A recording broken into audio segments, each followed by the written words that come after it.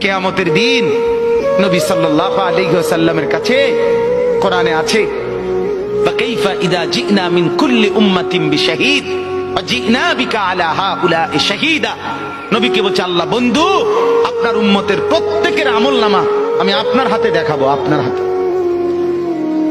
আপনার সামনে পেশ করব, আপনি দেখে কথা বলবেন। আমার কাছে সুপারিশ আপনি কইরেন মানা নাই, কিন্তু আপনি দেখে করবেন।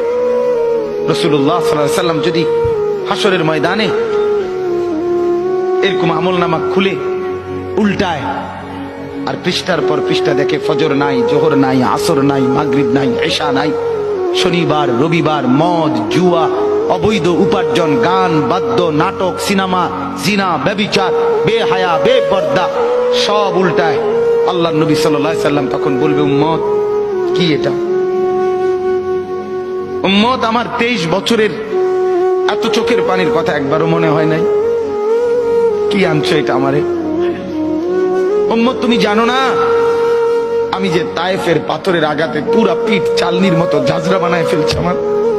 শোনো নাই তুমি? আমারে যে উহুদের ময়দানে দান দান শহীদ করে রক্তাক্ত করছে তুমি শোনো নাই? আমি যে 14 দিন পেটে ক্ষুধার তাড়নায় পাথর বাঁধছিলাম উম্মত তোমার মনে নাই? একবারও শোনো নাই আমার